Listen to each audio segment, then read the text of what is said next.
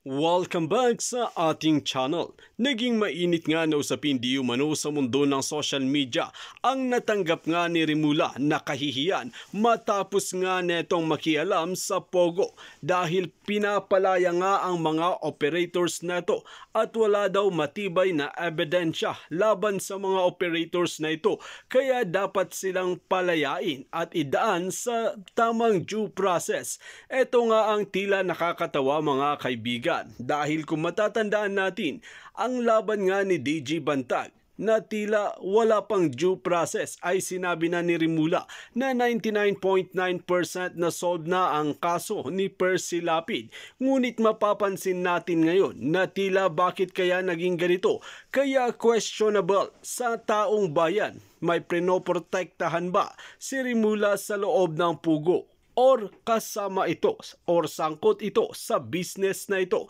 Matatandaan natin na halos 2,000 nga na katao ang na-rescue dito.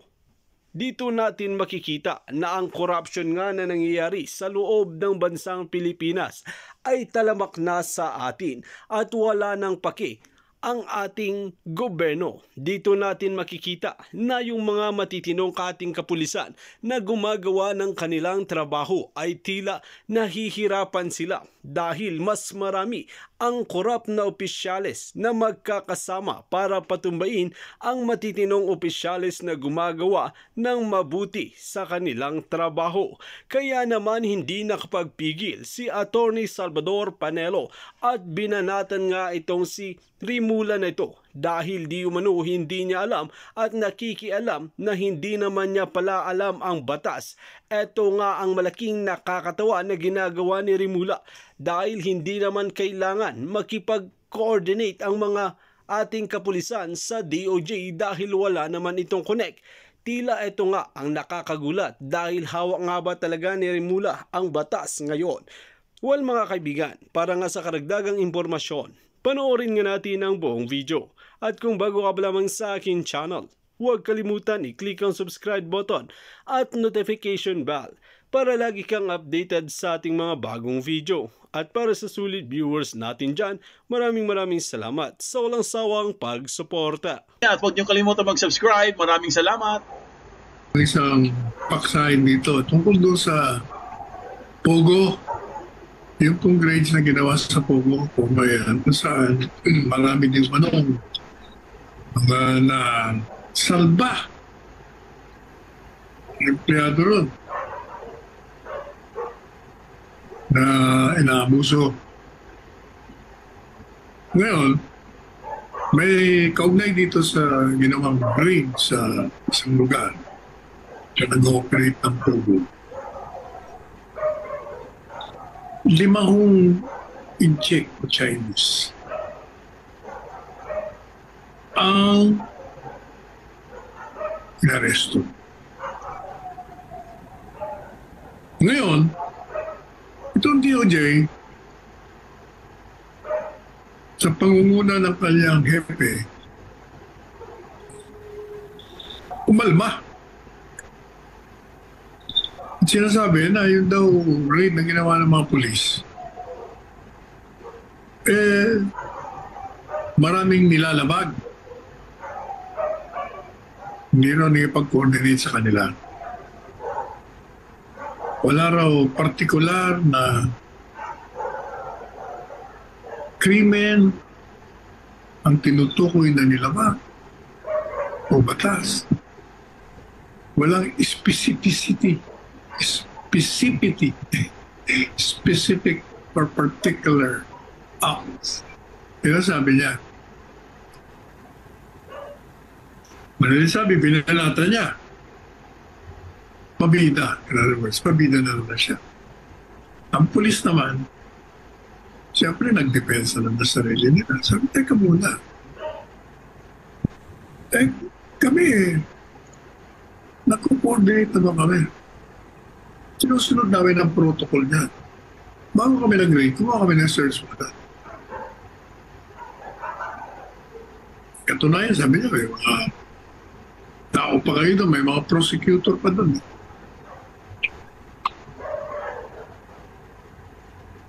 Ngayon, Inuutos niya, inuutos ba o ano? Basta i-release daw yung 5. Sa poston ng immigration kasi daw, meron daw walang maipakitang mga dokumento na nagpapatunay na legal ang pagpasok. Pwede ka muna, akala ko ba? Hindi sumusunod sa protocol at illegal yung pag-detain sa kanila. Hindi yung illegal yun. Mawalang galang na. Diyan sa kapwa nating abogadong hepe ng DOJ. Whether or not may search warrant yung raid na ginawa at may at the raid, during the raid. Kasi halimbawa, may tumawag sa kanila, Sir, merong mga illegal na taong nandito. Nagpapatakbo ng pogo. O hindi yung police pupunta rin. Walang search warrant. Pero on the basis of the call na merong illegal na nangyayari doon, pwede ka pumunta rin. Pero kumuha pa sila ng search warrant para halugugin nila yung lugar. So in the process, nakakita sila ng 5 at nung hiningihan nila ng mga papeles, walang may pakita na legal ang kanilang pagpasok. Yun o, Mr. Hepe, Mr. Secretary, kung nakakalimutan mo ang iyong batas, iyon ay illegal. That's a crime when you are in this country without legal papers. Nakapasok ka nang hindi ka dumaan sa mga prosedimento na itinatakda ng batas. You are an illegal alien and that is a violation of the law. That is a crime. And you can be arrested anytime sapagkat continuing crime yan. Hindi po pwedeng magkaroon pa dyan ng panahon bago ka maaresto. Yung pagpasok mo pa lang na wala kang dokumento, krimen na yon. Oh, bakit sasabihin niyo na mali at kailangan i-release? Ba't mo i-release? Meron nga krimen eh. Kaya dapat dyan, may inquest na kagad. Yung mga PIP inquest na, diretso na. Hindi kalit. Isa pa, ano problema? Kung magaling natin sekretaryo, nagre-react siya para sa kanya, pananaw. Walang pagsunod sa mga protocol ng pag-train, pag-aresto, pagpasok sa pribadong lugar. Pero, yung pong kaso ng Tebes, gano'n ang ginawa nila doon. Hindi ba nagre-reklamo si Tebes? Ni-raid yung kanilang bodega nila. Yung sa mga bigas nila, whatever, basta kanilang structure doon. Hindi yung may mga nakuha sila mga parel. O yung ba, pwede ba yun? Nang wala kayong search warrant? At kung meron man search warrant, search warrant kasi ito, limitado lang yun doon sa ilarawan mo, dinescribe mo, specifically, particularly at sasabihin mo kung ano ang isi-search mo. Pero ang pagkakaalam natin sa ngayon sa reklamo nitong si Tebes, pati daw yung wala naman daw doon sa lugar, pinunta pa. Pati kahadiyero na may laman na pera. Ayun, hindi malaman kung saan napunta yun. Kinuha rin. Wala naman yun sa search warrant. it was never described. O, di ba? Kaya po sinabi po ni Attorney Panelo, mga kaibigan, bakit pag sa Pogo, pwedeng gawin yun? Di ba? Pwedeng nilang gawin yun. Sa Pogo, ha? Sa Pogo, yung mga nahuli. Kasi nga, wala daw mga ebidensya. Pwede mo daw pakawalan kasi walang ebidensya. Pero bakit pagdating po kay Congressman Teves, mga kaibigan, bakit hindi pwede sa kanyang i-apply yun? Bakit pag sa kanya, ni-raid din siya? Ganun din nangyari sa kanya, di ba? Talagang kinuha pa nga yung mga gamit pati pera kinuha Pero anong ginawa kay Kong Arnie Teves? Di ba? Magkaiba po, dapat pareho. Kung ano yung trato nila sa Pogo, dapat ganun din trato nila kay Kong Arnie Teves, pero hindi. Porket Pogo yun, kumikita sila, okay lang, sige, pakawalan nyo na yan. Pero pagdating kay Kong Arnie Teves, masama na yung ginawa niya. At grabe pa yung pag-grade sa mga ari-arian niya. Di ba? Kasi nga, ang sabi po dito ni Secretary Boying, mga kaibigan, baka daw may mga tanim-tanim ebidensya dito sa mga Pogo. May tanim ebidensya. Di ba? Ngayon, ginawa din siguro nila kay Kong Arnie Teves yan. Kaya niya nasabi na may mga tanim-tanim ebidensya, baka ginawa din niya kay Kong Arnie Teves yan. Nung ni-raid po yung lugar ni Kong, doon sa Negros. Di ba? Bakit niya nasabi ito sa Pogo? Dapat pareho. Dahil kung walang ebidensya, sabi mo nga Secretary Boying, walang ebidensya, pwede nang pakawalan. Di ganun din kay Kong Teves, walang ebidensya. Di pakawalan mo na rin. Di ba? Para fair. Kasi kailangan natin dito ng fairness Pero hindi naman nila gagawin yan. Di ba? Kasi gusto nilang mawala si Kong Arnie Teves. Congressman pa yan, mga kaibigan. Congressman. Samantalang yung mga Pogo, sino ba yung mga yun? Yung iba dun, mga illegal pa pumasok sa Pilipinas. Ewan ko, bakit nakapasok yan? Dapat na, i-question din yan, yung BI dyan Yung Bureau of Immigration, di ba? Meron din silang pananagutan dyan.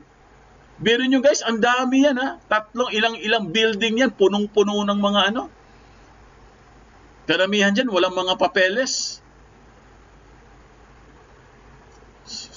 So, naintindihan nyo na, mga kaibigan, kaya po ito si Attorney Panelo, sobrang galit po, Hindi niya maintindihan yung mga nangyayari din Hindi niya maintindihan si Secretary Boying kung anong pinaggagawa Todo depensa siya dun sa Pogo. Pero pagdating naman dito kay Kong Arnie Teves, iba-iba naman sinasabi niya. Di ba? Kaya huling-huli po guys, huling-huli talaga si Secretary na meron talaga siya dito sa Pogo. Meron yan. Tuloy natin si Attorney Panelo. Ang tanong ko, bakit pag yung ginawa kay Teves, pwede nang hindi sumusunod sa batas, protocol. Bakit ito? Sumunod na nga sa batas Mali pa rin. Labag pa sa batas ang sinasabi mo.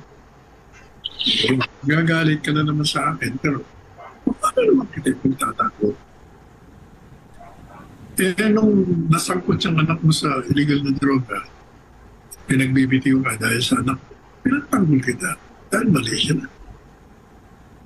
Kaya wala kang masasabi na hindi tayo patas. Nakarating nga sa akin yung reklamo niya. Sabi niya, ano ba si San? Hindi pa binalato sa akin yung pagkasekretary ko, Sus Mario. Ano ba naman yan? Hindi ako pwedeng balato-balato rito. Pag kayo'y nasa gobyerno, pareho ako'y nakapunta sa gobyerno. You're open season.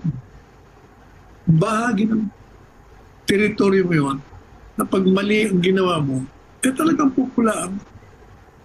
Tama.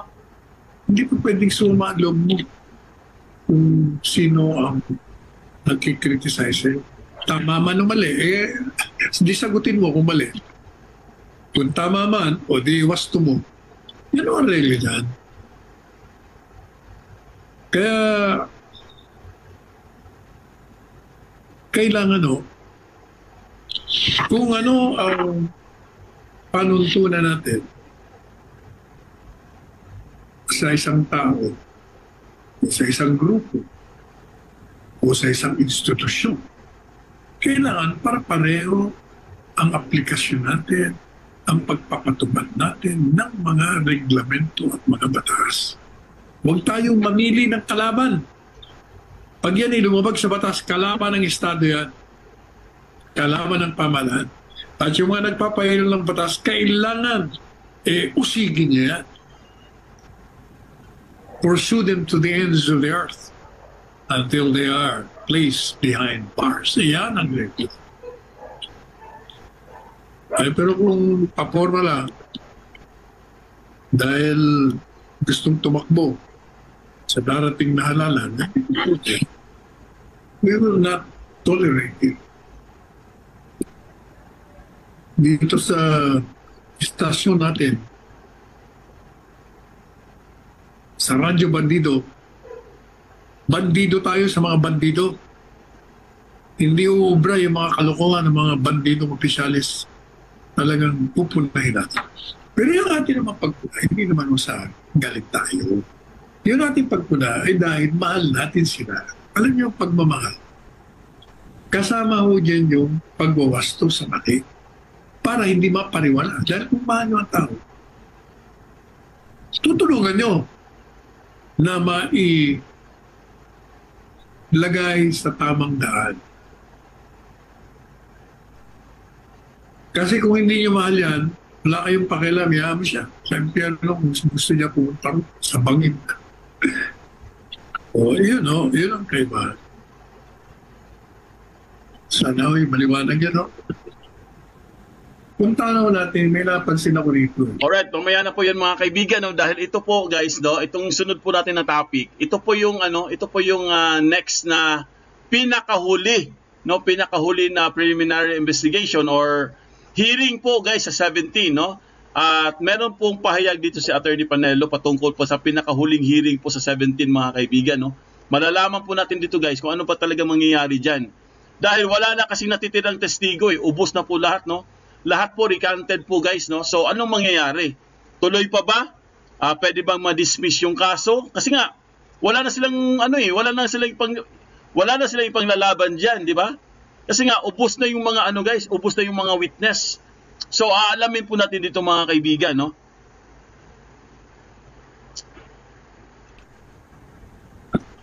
Na yung digamos lay, palagi natin tatalakayin dito. At pinupunan natin ang mga nandiyan sa Department of Justice dahil sa mga maling hakbangin nila, pati yung itinidemanda nila, wala na. Nagkawalaan na. Hindi na mahuli, ayaw di sumuko. Kaya, yung lahat ng mga birada nila, yung paporma nila, wala silang gagawin niya. They cannot prosecute. There is nothing to prosecute. Di ba? There is nothing to prosecute or persecute. Kumbaga, wala na eh. Wala na natira mga kaibigan eh. Sino pa yung ipapersecute nila? Di ba? Maganda yung dito ni Attorney Panelo eh. Maganda yung pahayag niya dito guys. Maintindihan talaga natin mga kaibigan. Kasi po, ilang araw na to guys no? Ilang araw na tong talagang nagtitrending na po mga kaibigan, no? Kasi nga, malapit na yung 17.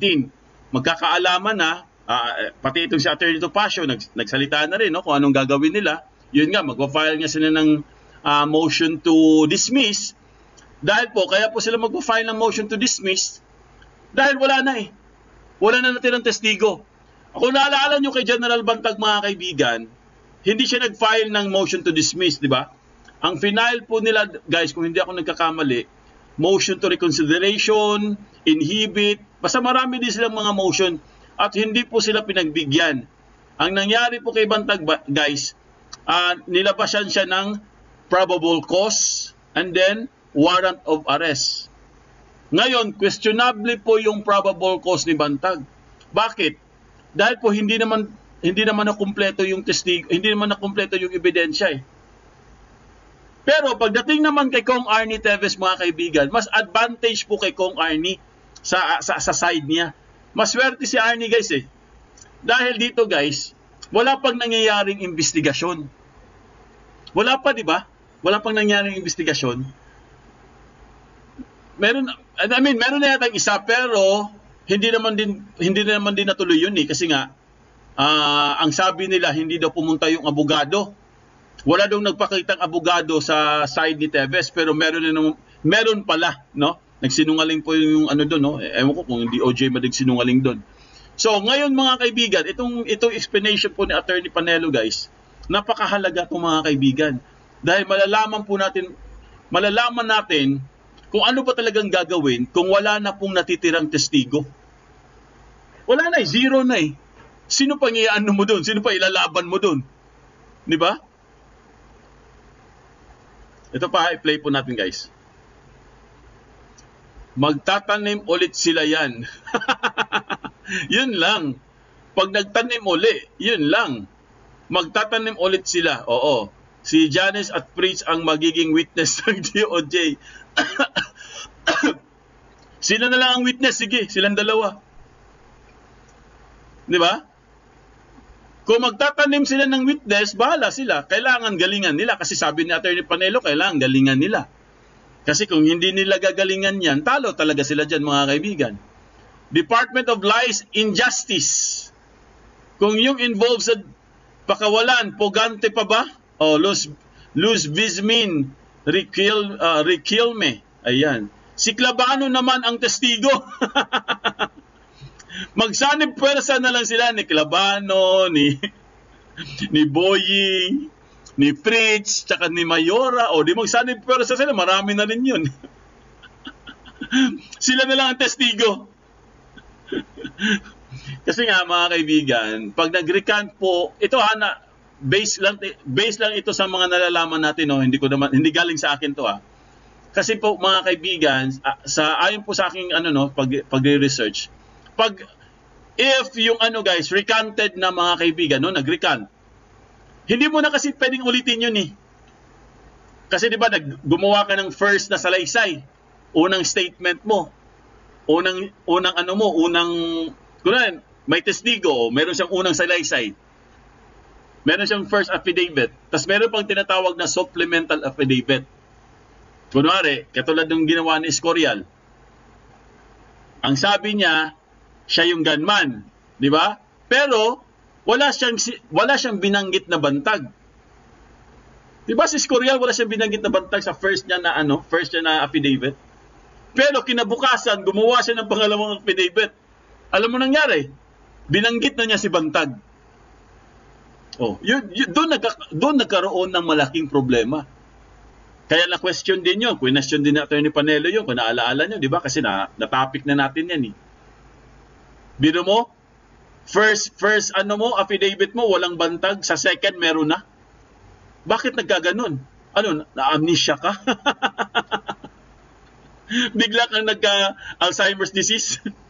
So, ito naman kay Kong Arnie, mga kaibigan, dahil recanted na po guys, hindi mo na pwedeng ibalik yun. Yan ang pagkakaalam ko ha. I-correct nyo ako kung sino ba abogado dito.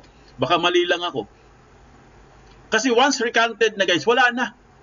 Hindi mo na pwedeng ulitin yun kasi recant na nga eh. Ibig sabihin kasi ng recant, mga kaibigan, yung first na salaysay mo, hindi totoo. Pinilit ka lang. Pinilit or baka siguro kaya ka siguro na pa-oo kasi tinakot ka.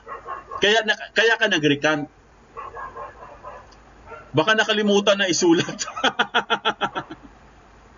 So, recanted na po mga kaibigan, lahat ng ni Teves, lahat ng mga testigo para versus kay wala na. At ito pang nakakaano mga kaibigan, ito pa ang nakakaano dyan. Talagang very nakakakilabot. Dahil yung mga nag-recant pala mga kaibigan, lahat pala ng salaysay nila. Ito ewan ko lang kung tama yung pagkakaintindi ko wala pala silang binanggit ni kahit isang Teves, wala. So lusot talaga si Kong Arnie guys. Lusot talaga siya kasi nga, recanted na nga, wala pa silang binanggit na Teves. So lusot na talaga siya. Biruin nyo, wala talaga siyang tinuro, wala silang tinuro na si Teves yung gumawa. So, para sa akin guys, tama lang nag-recant sila. Tama lang yun, recanted talaga. Tama lang yung ginawa nila. Di ba? Oo, si Escorial, lumabas para sigurado sa reward. Oo, sa reward lang yung kay Escorial eh. Tama, sa reward lang talaga yun kasi na umabot ng 6 million ng reward eh. Nung nakuha yung reward, biglang bumaliktad naman siya ngayon. Hindi daw siya ang gunman. Sus Maria Josep. Kasi nakuha na ang pera. So ang tanong, sino ang gunman? Si Agoho. Di umano ha, di umano. Yan kaya nga may di umano eh. Di ba? So tuloy po natin sa Attorney Panelo mga kaibigan. There is nobody to prosecute. Kaya ngayon, nakatenga ang mga kaso. Nandun. Tenga. Tenga na. Inilagay muna sa bodega ng hukuman. Dahil wala Naku. kaya. Yun nga kasi ang sinasabi natin. Ang hihilig nyo kasi na magbigay ng mga pahayag na nakakasira sa pananaw na may katarungang pantay-pantay dito sa ating bayan. Yes, I agree. Inuunahan niyo yung pagmusga. Kaya hindi naman kayo hukuman. Ngayon, meron na naman ako napansin. Hindi ko ba yung sa mo? Sinabi ko na dati nang mahina ang kaso,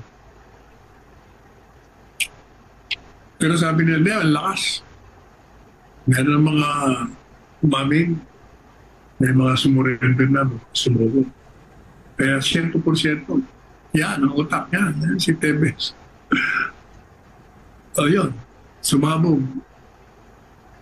Nagbaliktaran lahat. O, ano pa kayo ng ebidensya nyo? Hanap kayo ngayon ng ebidensya sa labas ng confession.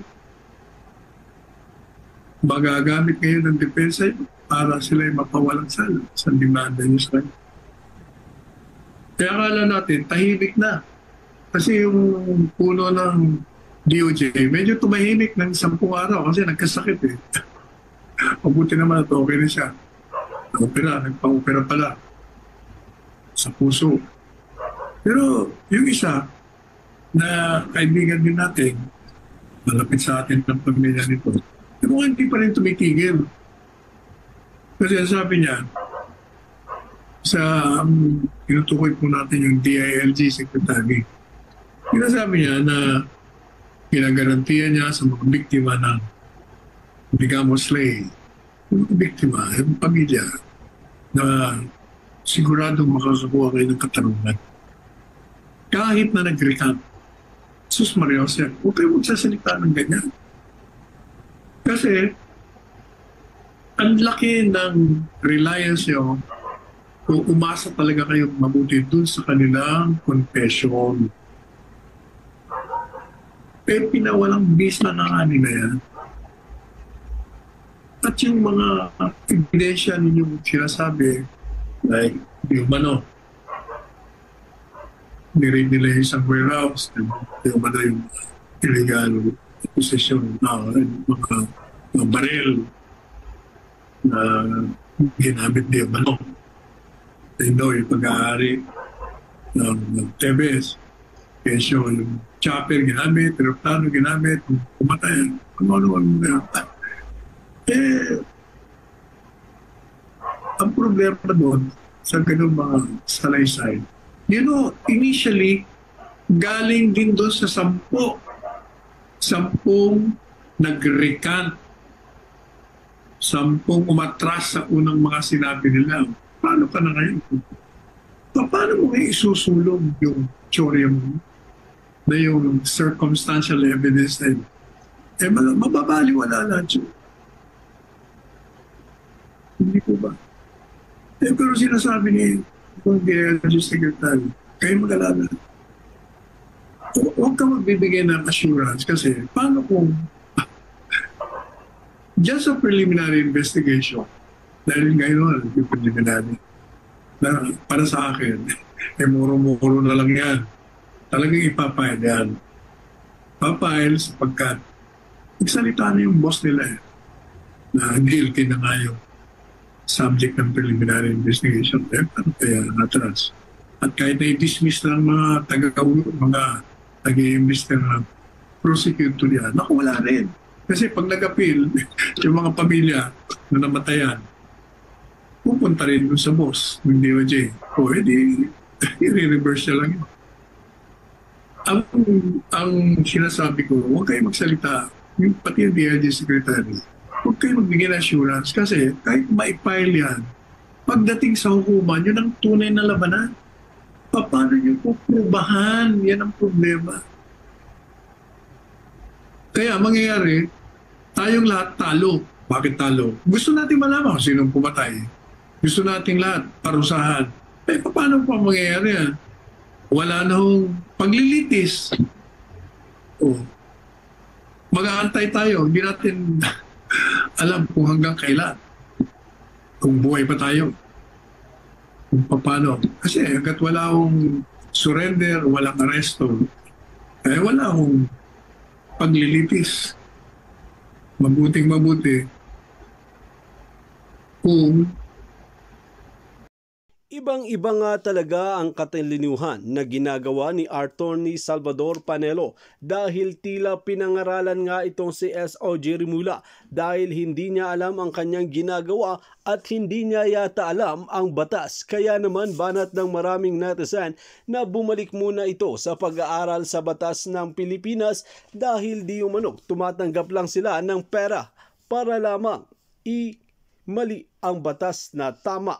Kaya hindi nila alam kung ano ang tunay na batas. Ito ang banat ng maraming netizen na tila nakakahiyang araw ang bansang Pilipinas dahil sa kanilang ginagawa. Well, mga kaibigan, kung kayo ang tatanungin ano ang inyong mga opinyon, just comment below sa ating comment section at ating pag-uusapan.